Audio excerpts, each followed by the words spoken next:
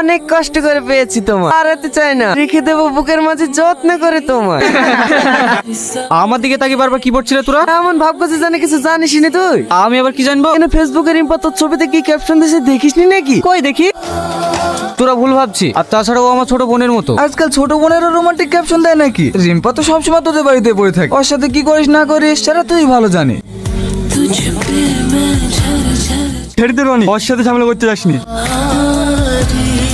রিম্পা, তুই আমার ছবি ফেসবুকে ছেড়েছি কেন? ছেড়েছি তো কি হয়েছে? এখন তো সবাই ফেসবুকে ছবি ছাড়ে। ছবি ছেড়েছি ঠিক আছে, ওইরকম ক্যাপশন দিয়েছি কেন? আমি তোর লেগে দিয়েছি নাকি? আমি তো তোর যেহেতু ট্রফিটা লেগে দিয়েছি। ওসব আমি কিছু জানিনি, তুই তাড়াতাড়ি পোস্টটা ডিলিট কর। আমি ডিলিট করব না। ডিলিট করবি নি? না। লে ধর। কিছু বড় মা ওটা ডিলিট করে দিল। বুবু তুই তাড়াতাড়ি বাড়ি চ, আব্বু ওকে মারছে।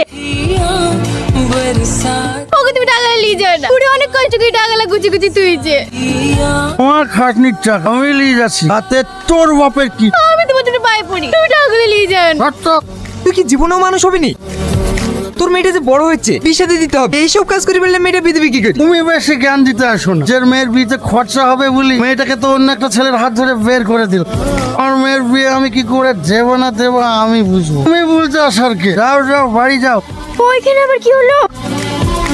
গাড়ি তো আর আসতে চালাবে না, নিজেও মরবে আর পাঁচজনকে নিয়েও মরবে। গাড়ি হাতে পেলে আর মানুষ থাকে না, এইসব ছেলেপেলে ঠেঙ্গি মেরে ফেলা দরকার। আপনারা কি মানুষ? এরা এইভাবে অ্যাক্সিডেন্ট করে পড়ে আছে, আপনারা দাঁড়িয়ে দাঁড়িয়ে দেখছেন? আপনাদের গায়ে শুধু মানুষের চামড়ার টুকুই আছে, ভিতরে মানসিকতা বলে কোনো জিনিস নাই।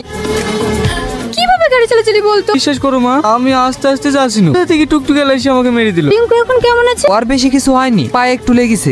কত টাকা জরিমানা দিতে হবে? না বড় মা, ও কি ইচ্ছা করে করেছে নাকি? রিম্পা বাড়ি চলে যাবো, তুই আমাদের বাড়িতে আসিস জানলে তোর আব্বা আবার বকাবকি করতে পারে।